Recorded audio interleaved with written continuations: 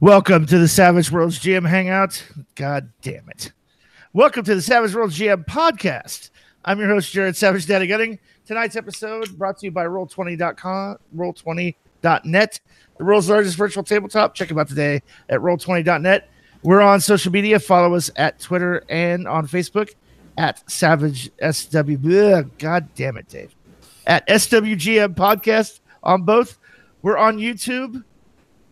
YouTube / Savage Worlds GM Podcast, and on iTunes.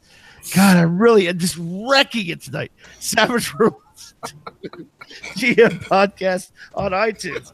Wow, that is the worst intro fucking ever. I'm usually good for about, what's the ratio there, Chris? About 4 for 1? Yeah, 4 for 1. But you haven't fucked up that bad in a long time. Yeah. That's got to count as 2. Tonight's epic. Yeah. Okay, so for those of you joining us, if you're watching the live stream, feel free to comment in the chat. We do bring that into the live stream part of the conversation. Tonight's topic is virtual conventions.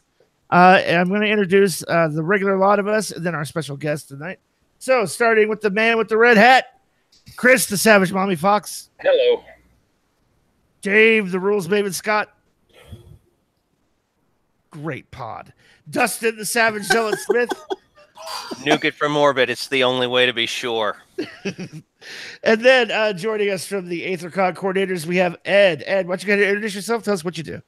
Hey, I'm Ed Clower. I am the RPG coordinator and prize wrangler for Aethercon. Thank you. And Steven. Just about to take a drink. My name's Stephen J. Holodinsky.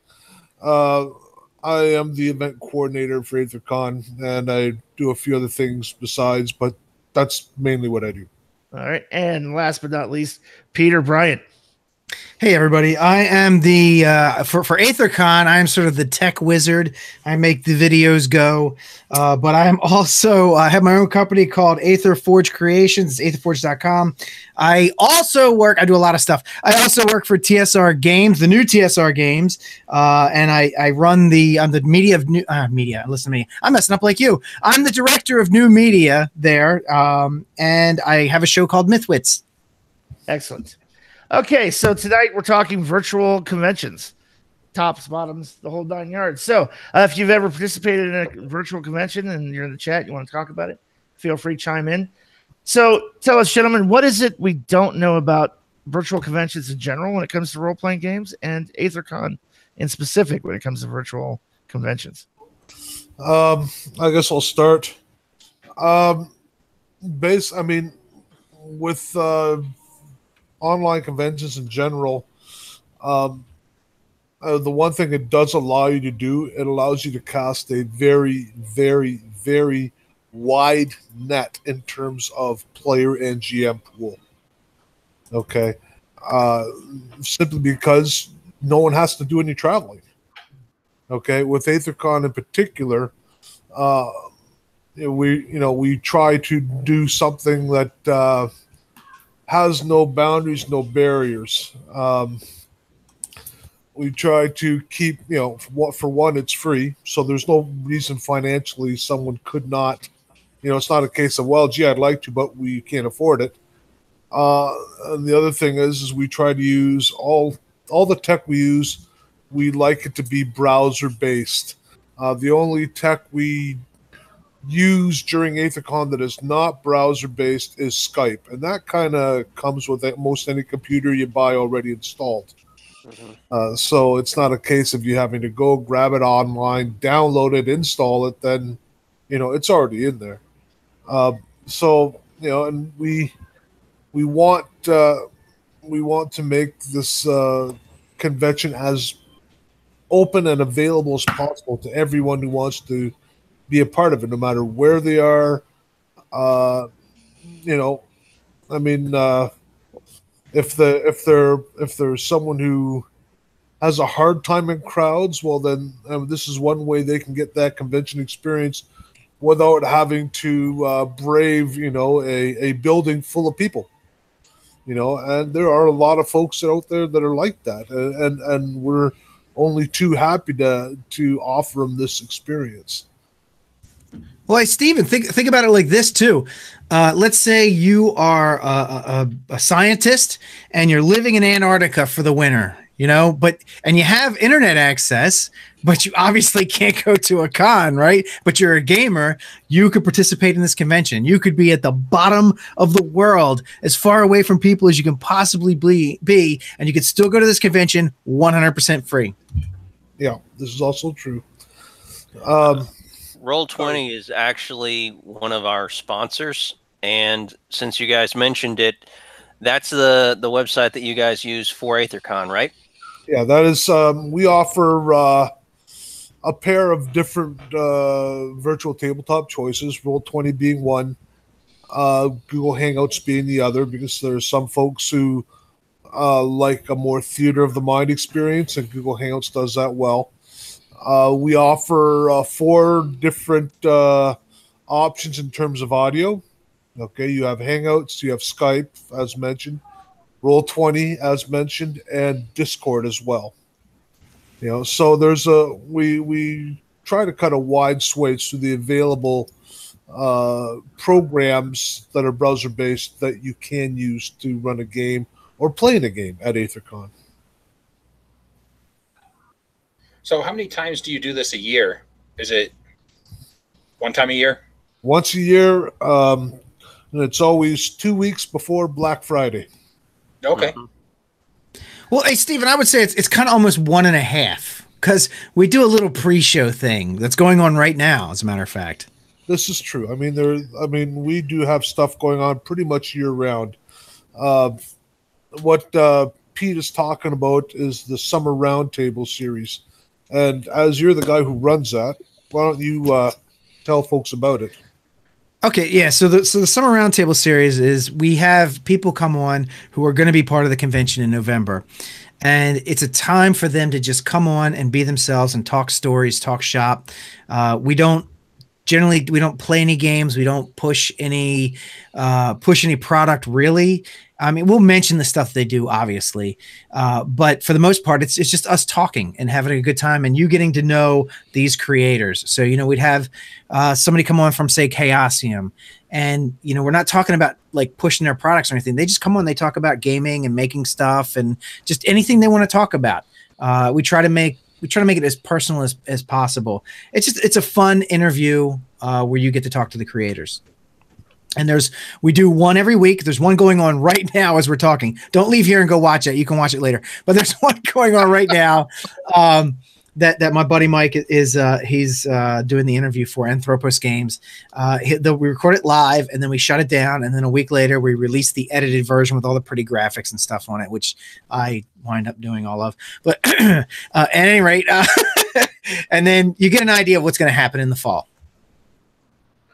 Now, you guys are a little more organized than some of the other kind of more virtual online conventions. She talked about things like, the events and the prizes. How did you make the jump from just, a group of guys who throw this convention and then throw the doors wide open so everybody can play anywhere in the world and in any environment, to actually making this a full-on con experience where you do have things like the prizes and the events, rather than it just being a collection of, a group of us are all going to run games for a week and see if we can get together? You have been sadly misinformed. If you think we know what we're doing, we have no idea. It is through divine providence that we just don't explode. Yeah, more or less. Well, let me ask this question, just to simplify it. Do you guys have event registration? Yes, we do. And how do you manage that? Well, I mean, it goes off in stages. Okay. I mean, Ed, let's have you talk a bit about how often or how people can register to run a game, and then how they can register to play in one. Sure. Coming up in August, we've got our GM early registration beginning. anybody who wants to run a game, come out to Aethercon.com and you'll find the registration forms there. Sign up for whatever game that you want to run. Give us a few details about it, such as how many players you can support, what is your game system, a little description of what's going on so that we can post a blurb on that, because later on we're going to have player registration coming up. Now, since we've mentioned it, early GM registration coming up in August is something that you're going to want to take a look at because there are prizes involved there. The first 20 GMs that get signed up are going to be eligible for the GM early registration package, which is a group of fantastic PDF-based items that we have available for the GMs. And we've got supporters like Chaosium in that one. Happy Monster Press is already locked in. Jetpack 7. Necrotic Gnome has committed to that one. We've got a lot of really good PDF-based stuff for the GMs coming up. And really, any game that you're interested in, you can run. We have a wide variety of stuff, from the current things that are just coming out. You might even get an opportunity to play with some of the publishers and the writers of those games, to some of the really old school stuff. I know we've got commitments for old school rules. We have, for the past 3 years at least, had Car Wars. We've had first edition AD&D. Last year we had some Boot Hill. If you're a fan of the old stuff, or if you want to see the latest cutting edge things, this is where to come to. If you come out to Aethercon.com, you can get registered for it. And traditionally, I always run a game at Aethercon. So if you're a fan of the podcast, you get a chance to be in one of my Savage Worlds games. And I want to point out something. So Steve, I know Steve was joking about, how we run this thing sort of by the seat of our pants, but that's funny and all, but it's totally not true. Like, for example, I know for the panels, at least for the effort that we do for the panels and for the interviews that we do during Aethercon, there's months of preparation that go into that. I mean, hours and hours and hours of prep into that. I mean, and that is adding up Steven's time, my time, the moderator's time. It is all right, so it's not a well-oiled machine. I won't go that far, but it is a machine, and there is oil, and the machine does run. There is actually a lot of work that goes into this convention. It is a considerable effort, and it's all volunteer, every bit of it. Well, and that's I think what I was asking more is that in regards to you kind of the virtual con space, what you see a lot of is, oh, we've got a website you can sign up, and it's really just a spreadsheet on a Google Doc where you can add your name for a game or something, or you could schedule yourself for a time slot. But really, it's just a group of people playing games. It doesn't really have that full convention feel, whereas Aethercon seemed to actually kind of take that another step with the prizes, the panels, and things like that, where it legitimately doesn't just feel like an excuse to sit and play games for a week with your friends online, but instead to actually be more of a convention environment. And it's like everything. I mean, you got a vendor room, you've got games, you've got panels, we even do a dead dog party, and after convention party. So it's everything that a convention has is there. Yeah, basically, if you the after party is when we do all the prize draws. And there's a crap ton of those. Geez, I don't know. How many different prize bundles do we have this year, Ed? This is something like 15 or 16 or around about there? We have 12 different prize bundles this year. Well, yeah, I told you, I'm math challenged. But we have like painting contests, like miniature painting contests. We have art. I think there's an art contest, right? Isn't that? The miniature painting tourney. They're already painting the miniatures. They're voting on them during Aethercon. Right. Okay. That's called the Cleric Fighter Wizard Rogue, and those are all miniature companies. They're not like individual painters. Like for example, Lance and Laser's in there this year. Raul Partha Europe. They won the first one. They're in the finals in year 2. This is their 4th year, by the way. Well, we've got, gee whiz, I think we've got miniature companies from about 7 or 8 different countries this year. I mean, they're from all over the place. And then the art he's talking about are the speed painting duels. Now, if you go to our site now and you go to the Artist Enclave, you'll see free downloadable wallpapers, and these are from last year. Our site's going hot August the 1st, the same time that we're going to start GM registration. And going off of there, you're going to see finished wallpapers being released for free download pretty much once a week. I mean, we've got some really good artists. We're really happy that they decided to participate, and we're fortunate to have them, and they're really good. Now, in addition to that, we're also engaged during the entire event. We have people that are monitoring the connections to make sure that all the games are actually going off, that everybody's showing up as scheduled. We've got people that are monitoring the email to make sure there isn't any kind of harassment going on during the event. That's part of our whole accessibility, no borders, no boundaries kind of thing, to make sure that everybody's comfortable with it. And of course, we've got people monitoring active games because we've got prizes available for active players. Yeah, this is a great idea. This is an Ed idea, and he's really good with this. It's called the Random Encounter Bundle. Explain how you do that.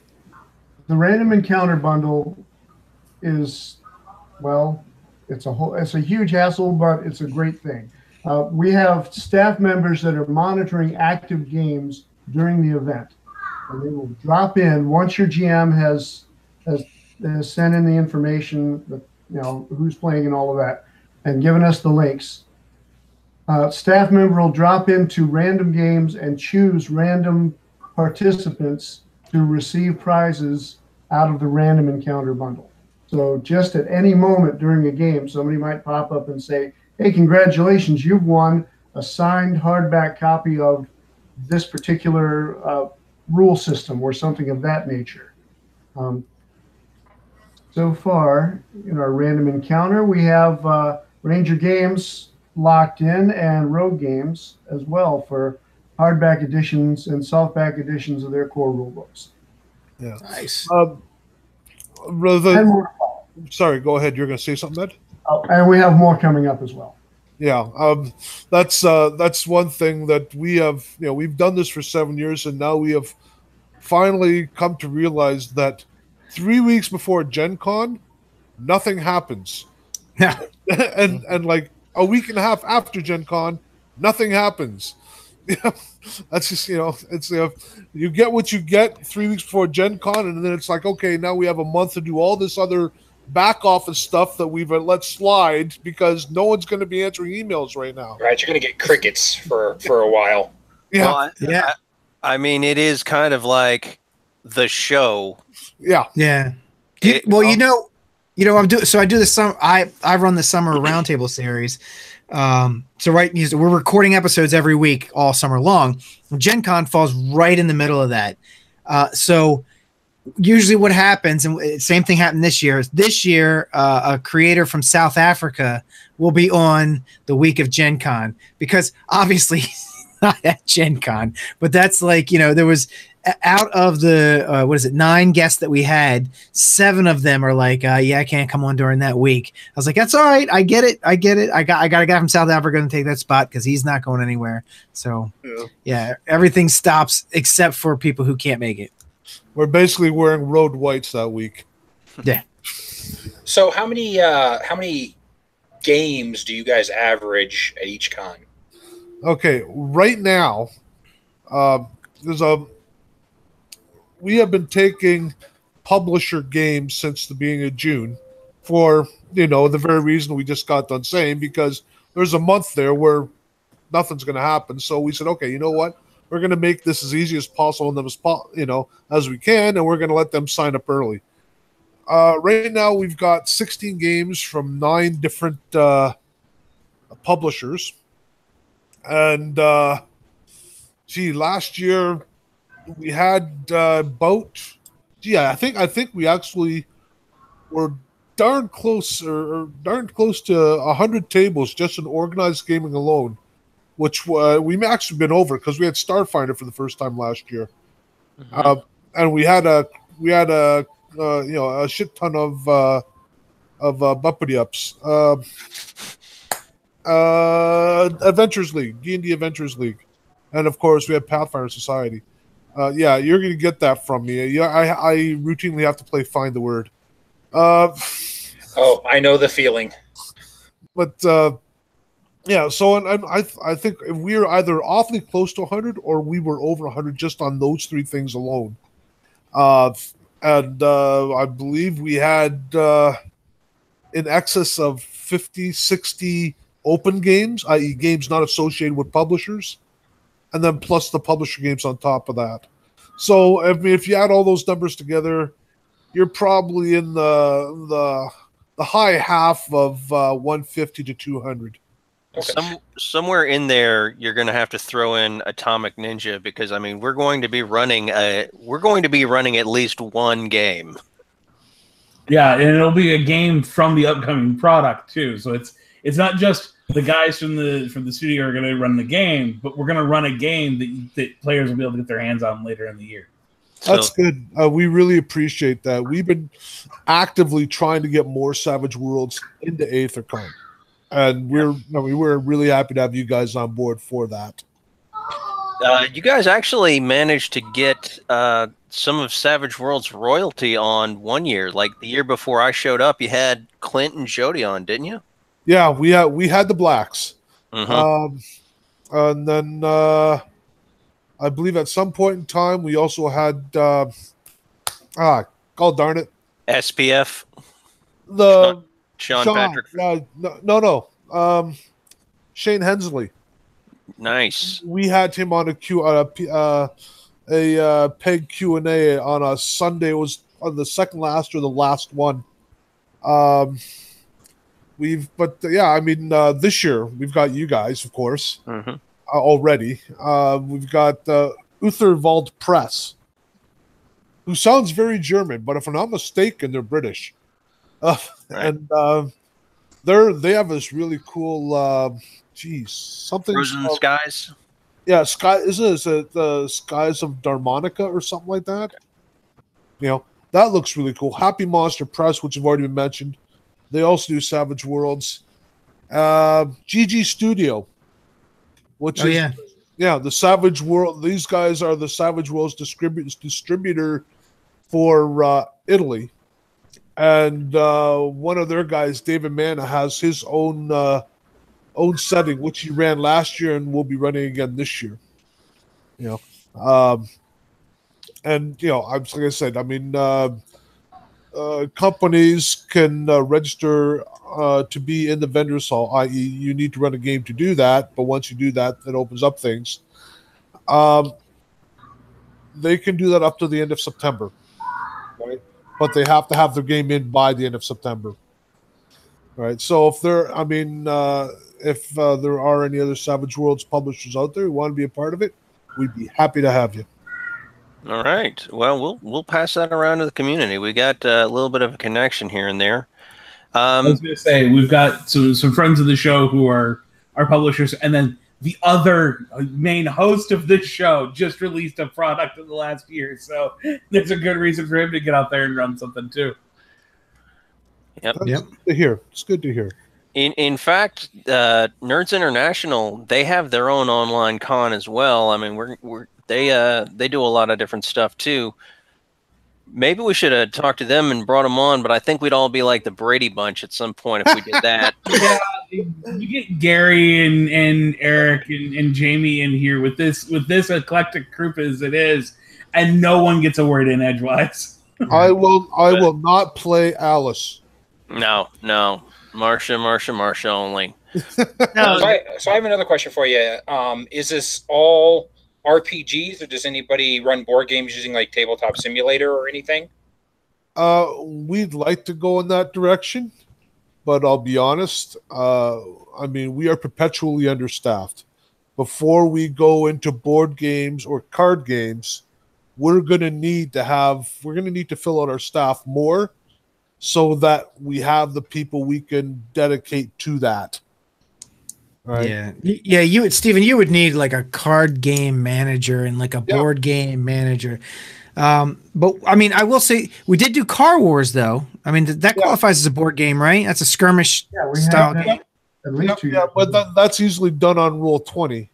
I was going to say, I think Roll20 would be the way you guys would go if you're wanting to keep it browser-based. But if you're going card games, especially like you start getting into like TC or CCG, that's going to be a nightmare to run through Roll20.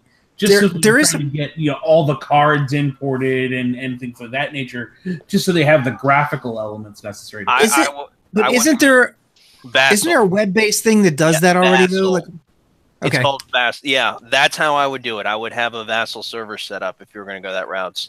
Yeah, there are some issues with licensing though, because card games are licensed much differently, and they're a little bit more nitpicky. Right. And we'd probably have to have somebody head that up, like somebody who would do that research on the licensing and what would be realistic and using that program and getting that crowd of people. You'd probably have to have somebody who's like vetted in the card game world to do that. Dedicated person. Yeah, I could certainly see that. Yeah. Yeah. So I can see where leaving it at RPGs right now is just kind of there's a lot already out there, already easy to use. But like Steven said, it's all volunteer, so it's sometimes can be a little difficult, because you're asking people to do a lot of work, and there's they just got to do it out of the goodness of their heart, and it's a big ask. It's a lot of time. Well, I mean, there is that aspect of it, but the one thing that we can say as proof in the pudding is that folks who have volunteered for us and are still volunteering for us have been able to make a shit ton of RPG industry connections through us. Okay, there are artists who have gotten jobs. Go talk to Justin Mason, and he'll tell you that his Rolodex is it's just 2 or 3 times as big as it used to be before he came on board.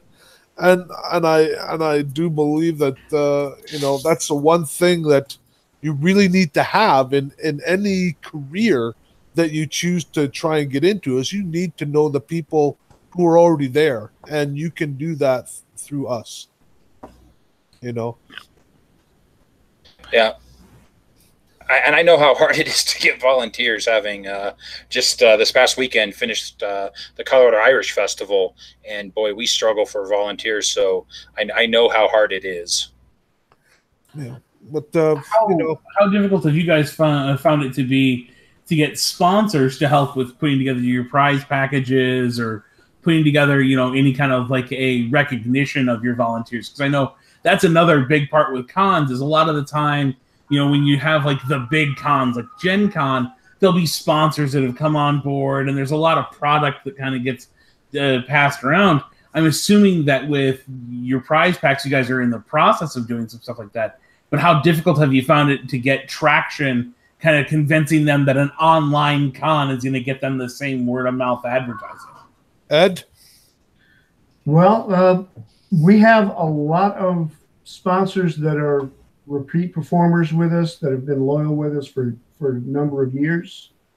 And as far as specifically for the volunteers, we do have a volunteer bundle that's very similar to the GM bundle. It's PDF items, and those are given out to the staff that participate and make it all the way through the event, from ramp up to finish off. And we usually, what do we have, about 30? We had about 30 last year, didn't we? Between 20 and 30. But, from what I understand, the PDFs in the staff bundle, are they not just a little bit more costly than the ones in the GM and the player registration early birds? Well, that's true. We don't have as many things in there, but the retail values are higher. Yeah, I know it's which is good. I mean, it means you're going to be getting a bang for your buck there. But oh geez, that question came in about 2 or 3 parts. Well, one was, obviously getting the prizes and getting the bundles to put together for your volunteers, but more, have you had, any difficulty convincing sponsors that it's just as useful to sponsor something like Aethercon as it is to sponsor something like a Gen Con or like the Rocky Mountain Savages, Rocky Mountain Con and things like that? The physical cons oftentimes I find have, just an easier time getting those sponsorships. I kind of think that's a bit of a generational thing. To be honest with you, I think it's always going to be an uphill battle convincing someone who maybe got their start in the gaming industry back in the day, who has been doing that physical con circuit for decades now, and it's just their comfort zone. That's what they're used to. It's what they feel good with. To get them to look at something new, which basically online cons are. Okay, even though we've been around for 7 years, let's face it, Gen Con and all of her siblings have been around much longer than that, right? So basically right now, the people who we are finding are the most supportive of us are folks, okay, for one, they have some kind of a technical background, so the idea of an online con is not as foreign to them as it might be for someone else. Or they are located in a place where coming over to North America for 3 months and doing the con circuit is just a non-starter for financial reasons. Right.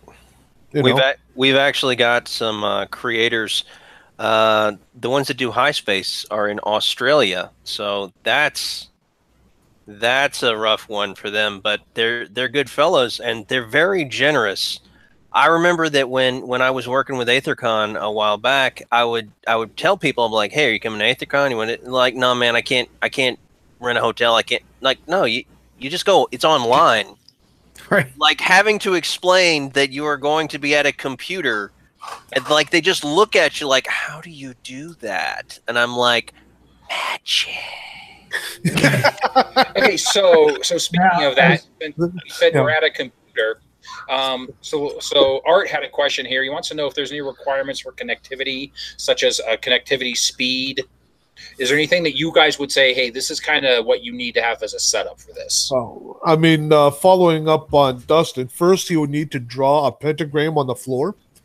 No, never mind. Somebody who has more technical brains than me answer that, please. Well, I would say you would need broadband internet, right? Yeah. Yeah, you kind of need that. Video and voice. Video and voice, you need standard broadband internet and a reliable desktop or laptop, maybe even a tablet if you're doing Roll20. And that would be about it, right? Yeah. I mean, well, if you want to get geeky, I'll tell you, it's about, you want about a 10 megabyte download speed, about a 4 megabyte upload speed if you're playing games, and that would set you pretty tight. And that is actually a low bar to set with like cable internet, like, well, with any kind of high speed internet that you have these days. Like mine is like over the top. I pay extra for it because I run a show. I have a video show that I run, so we pay for extra bandwidth. But honestly, you could do it on your iPhone, like or any smartphone. I'm sorry, I don't isolate anybody. I have an iPhone, but you could do it on just about any smartphone with any decent connection. As long as you got like 2-3 bars, you're good to go. Well, part of what we were trying to accomplish with the whole no borders, no boundaries, no exclusions kind of thing, if somebody could get to their local library and get on a PC from there, that should be a sufficient connection. Yeah, absolutely. Yeah. Or Starbucks. You go to a Starbucks, their connection's going to be good enough. Free Wi-Fi. Well, I mean, that's one of the things too about Roll20. It's very, very light as far as overhead. Technically, I mean, it runs in your browser. As long as you got a browser and internet connection, you're good for the most part. Mm-hmm. Yeah. And Stephen, real quick. I think I mean, we've been saying this, but I don't know that we've highlighted this, that there's no install on your end. You don't have to install anything. I mean, if you're going to use Roll20, I think you got to do something with that. But like if you're going to, nothing. Okay. You open up an account, you give them an email address and a username or a password. Okay. So there you go. Free account too. You can get it for free. Right. So everything is that way. So like when you watch our interviews, you don't have to do anything. You just watch them. It's all browser based. Like you said, the Roll20 sounds browser based. So there's no requirement on you to do really anything to participate. Yeah. The nice thing, the one thing we do. Oh, excuse me. The one thing we do for Aethercon weekend is, I mean, you're looking at our site now, www.aethercon.com. You'll see, there's the news. But during the convention, that comes down and we put up a different page. And what it has all the different quote unquote taverns you can go into, where the voting booths are. It's here's where you click to look at the schedule. It's all right there, right? It's very easy to navigate around in, and we find that really helps people when they have that hub, and then all the spokes going off of that one hub. It's very easy for people to get around on the site, and it gets them to places they want to go faster. I mean, you do a physical con, half the time you're playing in this game over here in Hall A, and then, I mean, you want to watch that panel in Hall C, and you have to brave all the crowds, and bang and run around. You only have 5 minutes to get there. You don't have to do that here. You just go, you can actually be in two places at once if you want to. Sure. And if you miss something, you can watch it later. A lot of these things. If you're just watching, let's say we're doing a panel that you want to see, but there's also a game you want to play. Go play the game. Watch the panel later. Now, do you guys take and host the panel content through like an Aethercon YouTube or anything of that nature, so that not just if you missed it during the con, but so that a post-con time period, got the ability to go back and rewatch it? Everything's done through YouTube, and one of the things that you can do with YouTube Live is you can run multiple rooms at a time. You can actually run multiple live videos at once, which was something we discovered, and we were like, oh, that's the way to go. But yeah, they stay live forever. They come down. Well, let me rewind that.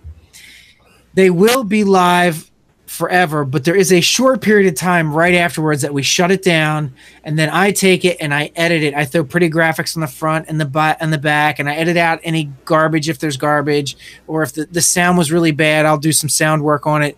But then so for the Summer Roundtable series, it's 1 week, but for Aethercon, was it a month, Stephen? 2 months? Basically, with the Summer Roundtable series, that'll end, I believe, in the first weekend of September will be the last one we release. Yeah, but it's a week lag between when we record it and when you can get to it. But the lag with the con is November, and then what we do at the beginning of December, is that it? Like a couple weeks? Yeah, we do all of the Q&As, all of the industry Q&As between the end of Aethercon and Christmas week. I mean, we want to make sure that everybody gets a chance to hear what these folks have to say about their product, because let's face it, it's Black Friday and then Christmas holidays. If someone's going to buy a gift for someone, it's going to be that time frame. And then the themed panels, Pete, I believe you've got a list of those over there somewhere. I do. They are released throughout January. There are 16 of those, and then they live live on YouTube forever. So and we break them into playlists. So we have, Aethercon 6 is a playlist. Aethercon 7 is a playlist. Summer Roundtable Series 17 is a playlist. So then you can go and say, well, what did they do at 17? And you can see all our stuff. So it's always live. And we're working on the podcast version of this. We have it, but oh my God, it's a ton of work. We're really like a volunteer to like actually upload that stuff. But yeah, it stays live forever. Yeah, we do want to get it so that folks can they can listen to it as instead of just having to watch it if they don't have a screen in front of them, or if it's just not convenient for them to watch it. You know, but that's not up yet just because of manpower. It's just a manpower thing, because you got to annotate each one, you got to put show notes, you got to do it, and there's like, we already have what, Stephen, over 100 and some of them, and it's a matter of just getting somebody to do it. Yeah. There's cool PDFs to be had for those folks who want to help us out. I can say that. Yeah. Cool PDF. Hey, if you want to be a podcast manager, here's your chance. Yeah, I mean, and that's the other thing. I mean, the experience. I mean, geez. I've learned a whole heck of a lot of stuff that I never thought I'd ever have an opportunity to learn or need to since I started doing this, from guys like Pete or Dustin. Even Ed's got some geekiness to him that I've learned from him. So yeah, it helped. Yeah, I can tell you, if you ever wanted to start your own podcast or YouTube channel, but you're not really sure how it's done, hey, come work for me for a couple of months. You'll get all the experience you need, and then you can go off and do it on your own.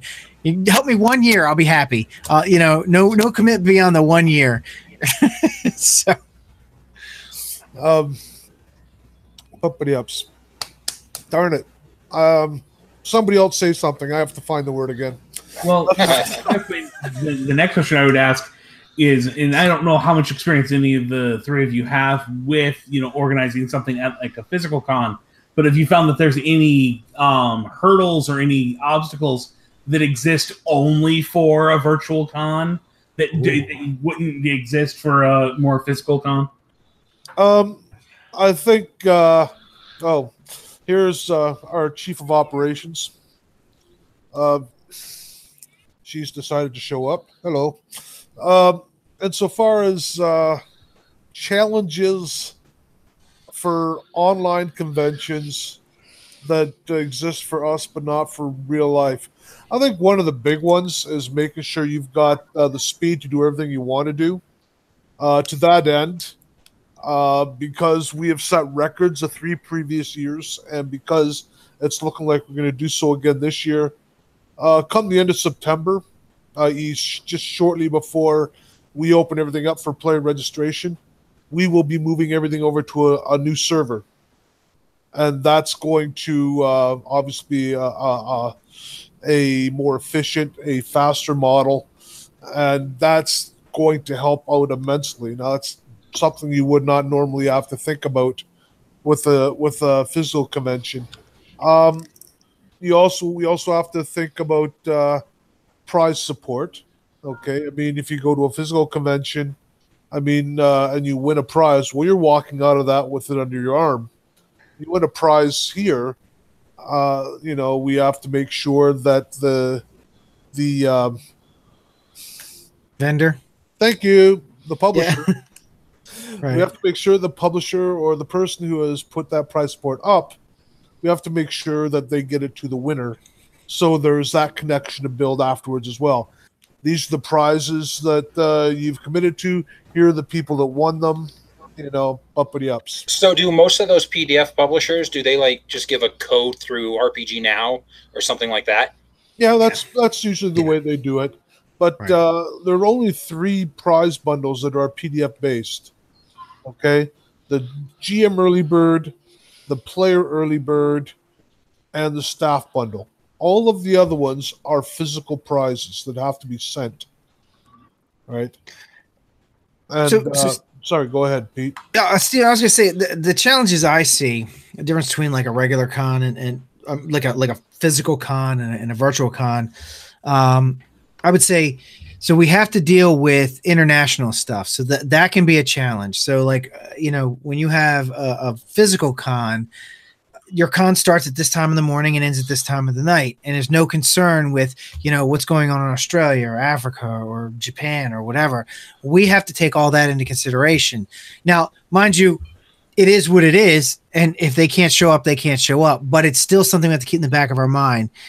Tech issues are different. Physical con's going to have its tech issues with taking money with a stand or whatever, and doing badge registration, all that kind of stuff. Our tech issues are different than their tech issues. And then I would say, we also have to, one of the things that we really have to do, unless you're running a free physical con, which I can't imagine is even remotely possible, we have to figure out how to do everything 100% free. Podcasting is free. Our video casting is free. Our website, Steven, I don't think you pay anything for the website either, right? You figured out a way around that, right? The website is, that's currently with Justin. Right. So yeah, it is. But the one thing I do pay for is the Bidibidab. Domain name registration? I have to pay for Aethercon. Okay. But the point is that that's minimal, right? We have had to figure out how to do everything free, and that is difficult. Again, because we don't charge anybody anything. We don't charge a penny. It's completely free. We don't make nothing off of it. Every minute I put into this is a minute I give. Yeah. Well, I mean, the nice part there that becomes kind of the benefit of being a virtual con is you're not paying the overhead of while you're not charging anybody a head price to get in, you're not also having to pay for the physical space to hold the con in. That's true. You're not paying anybody for a vendor hall and for different halls to hold the panels or the physical equipment. There is kind of that expectation that if you sign up to be on a panel, you've got your own audio or video set up to be able to broadcast yourself. So but there's definitely benefits in that world too. Oh, there is, but the challenge is, oh my God, if we could, there's things like if we could pay for this, it'd be so much easier. If we could pay for that, it'd be so much easier. But we have to be creative, and I don't know. Sometimes having to be creative makes things better. Sometimes you'll have these movies, these big budget movies, and they're not as good as cheaper budget movies because the cheaper budget movies had to rely on their writing and their ingenuity. Whereas the big budget movies, we'll just throw money at it. We have to do some of that. And I think in some ways it makes us be more creative. It kind of inspires us to be a little better in some ways. In other ways, not so much. In other ways, there are things that physical cons bring that we're never going to match, and we get that. It is what it is. But at the same time, I think as we move forward, I think that we will be able to demonstrate that the reach of an online convention is much farther than a physical one. Yeah. Right now, our game calendar, it runs from Friday noon until Sunday at 7 p.m. Right, and then we have the after party starting immediately afterwards. Nothing ever stops. Okay, granted, the panels and the Q&As don't run all night, but everybody can play a game whenever they want to. Right. Yeah. So, we, and maybe as this goes forward, maybe we say, what? Let's add another block of Q&As from 9 p.m. to 12 on Friday, or what have you, as demand spikes, and we need to do that. It's quite possible that we might add another block of panels this year. I don't know if they'll be 9 to 12, but we may have to because our record in the vendors hall is 24. We are currently sitting at 50 this year. Okay. And all of these people are promised something. By running a game, they get one of four things. They get either a industry Q&A, or they get a slot as a guest on one of the theme panels, or they're in the SRS, or they get an interview in the convention magazine. Which I can talk to you a bit about that a bit later. It gets released Halloween Day. They get everybody who runs a game as a publisher gets one of those four things. Okay, and if we, if our demand, if what we have exceeds what we, or if what we need exceeds what we have, then we have to make more, right? And we're in that area now where it's really close. In any case,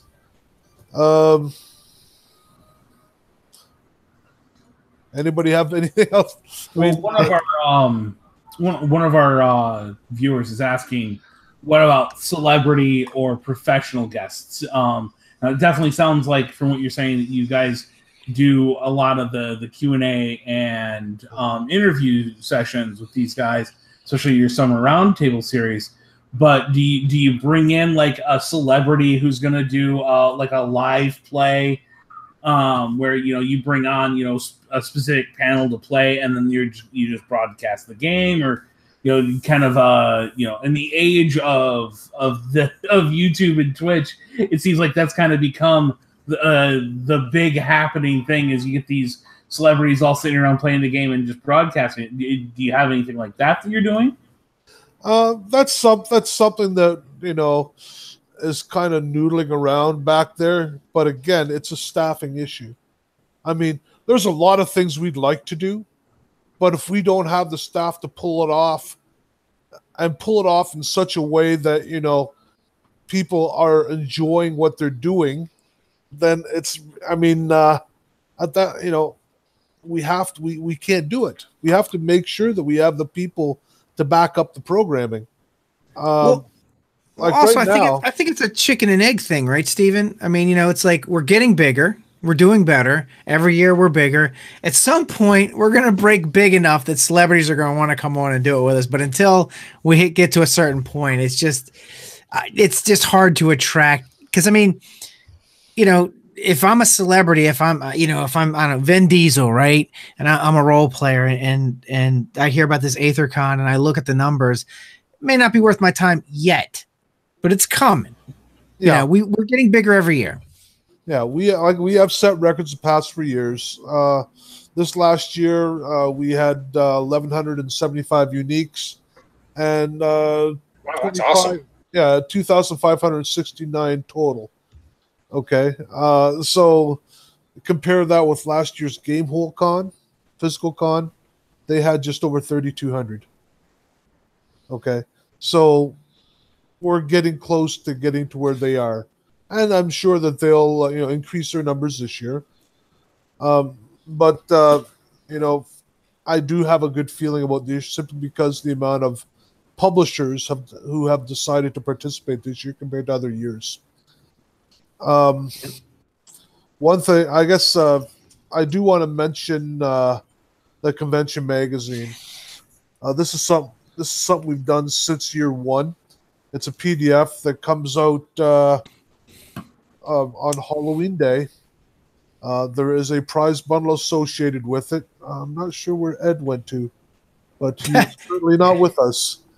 In any case, that's Ed's Balowix, and I don't really have the numbers in front of me, but he does. But it's traditionally one of our larger prize bundles. In any case, basically what we have in that, it's not like your standard convention program. It is a magazine.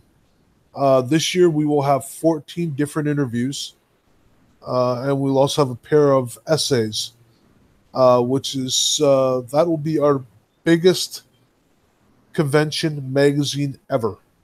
We've never been over 10 interviews.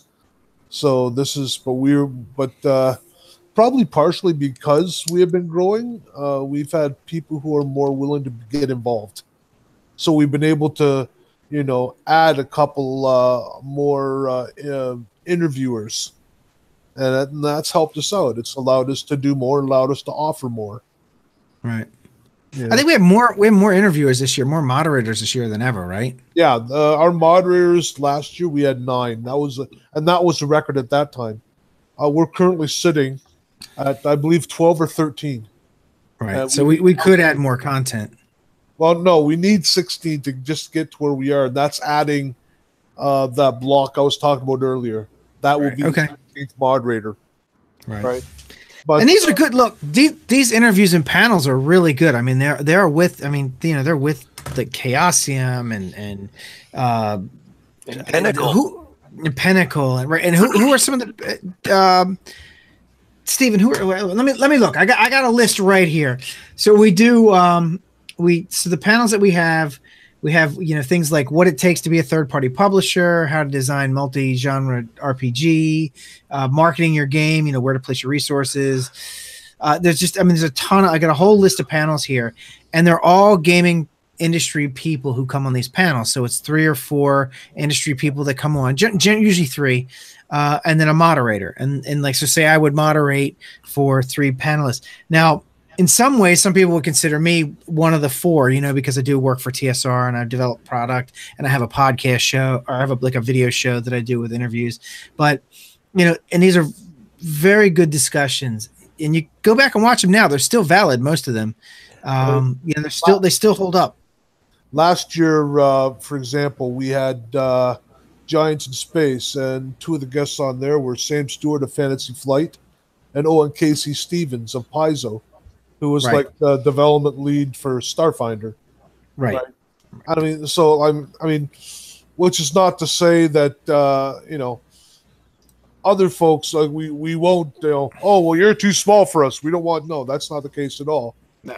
I mean, if anything, the smaller publisher needs the publicity more than the larger one. And so we try to facilitate that, Well, and not only that, but the larger publisher people have heard of, they've probably played that game. People have played Starfinder, right?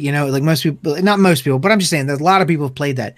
But if you're a gamer and you're looking for something cool and new, you want to hear from the indie publisher, the little person who might have, might have a really cool game that you've never heard of. Like take, for example, again, the guys from down in Australia, Storyweaver. Storyweaver, right? They have fantastic games. Their games are awesome. They're fucking awesome games. But you may not have heard of them because, they're big in Australia, but they're not big up here. Most people haven't heard of them, but they have got some really fantastic games. Joe Sweeney he's such a cool dude. I love that guy. And they do really good stuff. He's got great ideas. And that's, and really, okay, look, it's great to have this guy is a famous guy we all know from the industry here. But, you need to have good ideas if you're going to be on a panel. You need to be able to address the issue they're addressing and contribute to that. And he is generally pretty good at doing that, regardless of what panel you put him on. Right. Smart dude. And like GG Studio, you mentioned before, GG Studios, they're from Italy. They're the Savage Worlds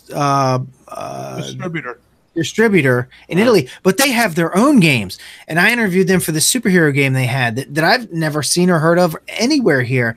It's great, and you can go buy it. It's you can get a copy in English, and who would have known of that? You can go watch last year's Aethercon and look up GG Studios, and you'll see this really excellent, awesome superhero game that you've probably never heard of. This year for the first time, we're going to have game publishers from Germany, and not just one. We've already got 3, and we may be getting a 4th, right? Which is just ridiculous. You might think, okay, well, maybe if they're from the UK, you might think, okay, we've never had anybody from the UK, but now this year we got 4 from the UK because English is a common language, right? There's the commonality, And I think we have 2 from South Africa, right? One from South Africa. Just one? Okay, I thought it was 2. But we also have Immersion Studios from Australia. Mm-hmm. And the guy behind Star Hat Minis is also just confirmed for the Vendors Hall today because he's partnered up with a publisher, and he's cranking out product. And so he's not only is he going to be in Cleric Fighter Wizard Rogue, he's also going to be running a game. All right, before you go any further, tell us what Cleric Fighter Wizard Rogue is. Because the audience has no idea. Right. You have this massive amount of question marks, do you? I gotta say, this is one of the things. Cleric Fighter Wizard Rogue is the miniature painting tourney. It is set up much like the World Cup. So, and there are 16 entrants. They are all publishers. Okay. Um, they're in groups of 4. Each publisher needs to send us images of a painted cleric, a painted fighter, a painted wizard, a painted rogue. They don't necessarily have to be fantasy. They can be like space. Okay, hey, the dude with the computer. Well, he must be the wizard. And the dude with the big gun, he's the fighter. And the girl with the healing kit, well, she must be the healer. And the guy with the sniper's rifle, oh, he's your rogue. I mean, you can do different. Okay, so long as it's all consistent. You can't combine genres, right? But you can do other genres besides fantasy. Now they paint these, then they send us images, front, back, left, right, and they also send us, a group of all of them. They can use a diorama if they wish. They don't have to. And then what we do is we randomly draw those groups who goes just like they do with the World Cup, and we randomly draw which miniature goes in which match. Okay, so we run the group play, and the company who wins their group goes on to the semifinals, right? So there's 3 group matches. So the semifinals will be the miniature that was not in the group matches. Okay, and then the final would be the group of 4 miniatures from each of the 2, and whoever and you can vote on that. Attendees can vote on that. There are different voting times. For every time you do vote, if you choose to, I mean, you have to say, yes, I want to be a part of this. Your name goes in a bucket. Your name and email goes in a bucket, and that bucket is one of those prizes we were talking about on Sunday evening in the after party called the Anvil Alley Bundle. The first year we offered that, we had in excess of 70 miniatures in it, plus a building and a really, really big ass something. It was a monster of some kind. I forgot what it was, but it was something. It was something you could kill someone with if you dropped it off a building. It was big. Last year, if I'm not mistaken, it was between 50 and 60 miniatures. Okay, and we've had so many miniatures that we've had to put them in other bloody bundles. This year it promises to be much the same. That is, if you like miniatures, then I would by all means get out here and vote and make sure that you register to be a part of that, because that's an awful lot of free metal to walk away with. But that's what happens with that. The company that wins usually goes in the SRS a year later. Okay, last year's champions, Demented Games from Australia, they will be the second last SRS this year. At the end of August.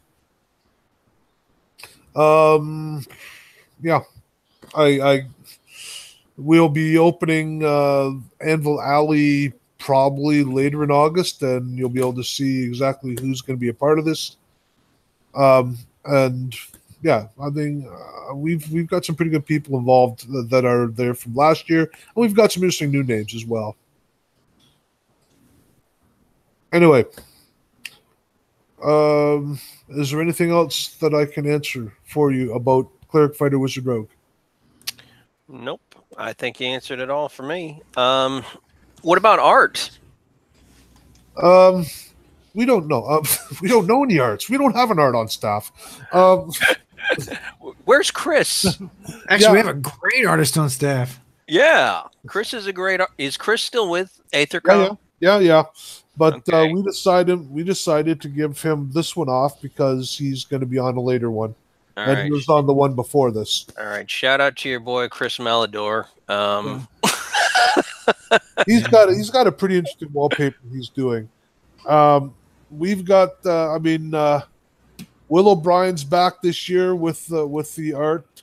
As I said, if you go to www.aethercon.com and then go to the Artist Enclave, you will see a bunch of wallpapers there from different artists that we had last year. And it's all of the wallpapers they've ever done for us. Okay, for instance, Chris Malador, David Michael Wright, Will O'Brien, they've been with us for some years. You open Will O'Brien's, page and you're going to see 6 or 7 different wallpapers there, and they're all bloody fantastic. I mean, we are so fortunate not only to have them, but to have them do a wallpaper a year. That's, which is great because, as mentioned, this stuff is all donated, right? You can go there and you can download any of those for free. And like I said, the beginning of August, we will be starting to roll these out, once a week. And these same people will also be in the speed painting duels, which will be run live during Aethercon. There'll be 3 artists to a duel, go figure. And they'll be given 50 minutes and like a one-line description, and they have to make something out of that. And then again, you can vote on those as well. And just like Cleric, Fighter, Wizard, Rogue, you can also register to be a part of the draw for the Artist Enclave bundle, which has stuff in it too. There's a lot of things you can win and a lot of ways you can win them at Aethercon. There is also one other thing I should mention. That's Bobblebrooks Bazaar. That's where you can buy stuff. Okay, anyone who does physical prize support for Aethercon gets a booth in Bobblebrooks Bazaar. Okay, and they can feature up to 3 items in there. The publisher or the miniature company, whoever. The topmost of those defaults to the hotspot ad in the upper right-hand corner of our banner. If you go to the site, you can see it.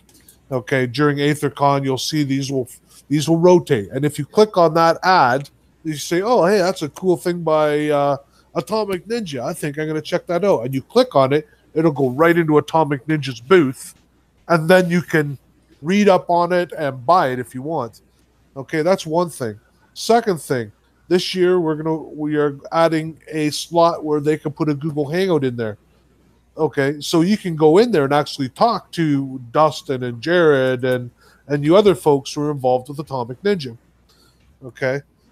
Thirdly, when you're in there, there'll be a light underneath your logo in Bobblebrooks Bazaar that will say the shopkeeper is in. So people will know you're there. It's not a case of hit and miss where, gee, I hope he's there, and oh, he's not. No, they'll know. Okay.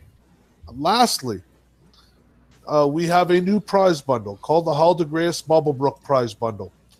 Basically, if someone goes in there and they talk to you for 10 minutes, you can offer them a ticket, i.e. name. We need the name and we need the email again. Okay? And if they're in there for 20 minutes, hey, you can give them 2. If they buy something, you can give them a 3rd one. If they buy a lot, give them 4. It's the vendor's prerogative how many of these tickets they give. But again, they all go into a bucket, and then at the after meeting, we pull a name and they win a big prize. In any case, I get the feeling I have been rambling. I'm sorry about that. Well, I mean, it's easy to do when you're passionate about something. I know we do it here on the show quite a bit. But I mean, the nice part is each of the topics you guys have talked about or rambled on about are the stuff we're being asked about in chat. So it's really been, it's not like you guys are talking about something that no one wants to hear about. We do have some people asking questions and things like, well, how does the vendor work? And things like that are definitely questions we're getting. So I think people are still trying to wrap their head around a proper convention online because, again, it's that mystique of, oh, well, this is just a group of guys who are playing games and calling it a con and doesn't have any of the bells and whistles that make it a con that you see with so many other events. So it's good to have at least one that's kind of setting the standard for going forward for this is how you take a con and make it virtual, make it exist in that virtual space.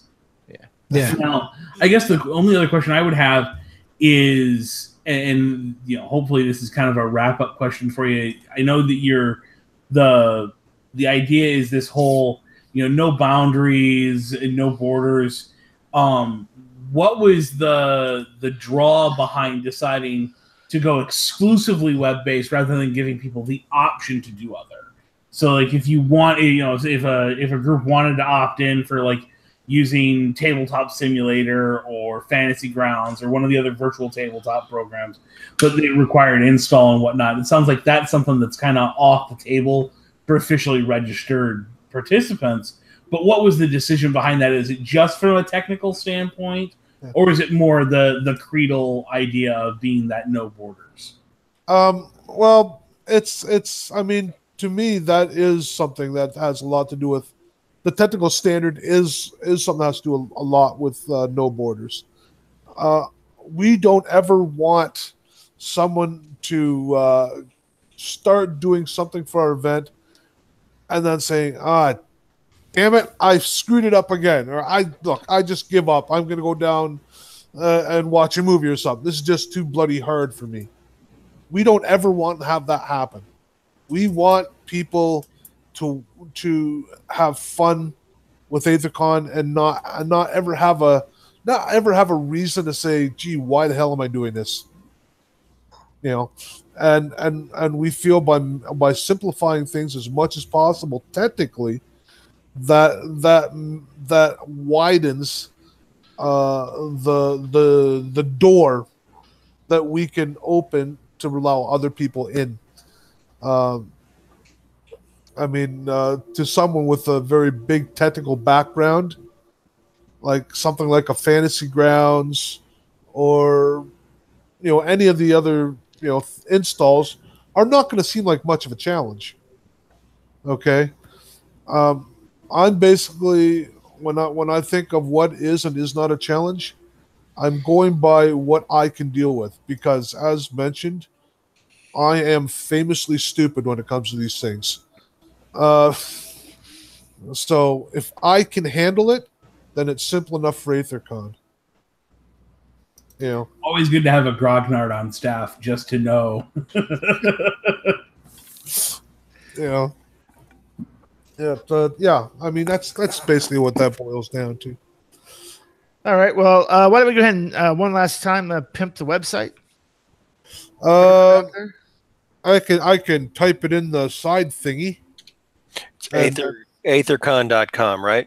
Yep, it's real easy. AETHERCON.com. Mm-hmm. Yeah, there it is. And it's the same thing with YouTube. So it's YouTube/Aethercon. Facebook is it Facebook.com/Aethercon? Aethercon RPG. Okay, RPG, yeah. And Twitter is garbage. Twitter is Twitter. I mean, I can understand completely where you guys are coming from. The only thing I use it for is the same thing you guys use it for, is to make sure people know about our event. We're just making an inside joke for anybody who was in our green room. That's all. Mm-hmm. Okay. All right. Well, I'd like to thank Steve and Peter and the Invisible Ed for showing up tonight. Until next time, this is Jared Savage Daddy Gunning for Chris, Dave, Dustin, Steve, and Pete saying keep rolling and stay savage.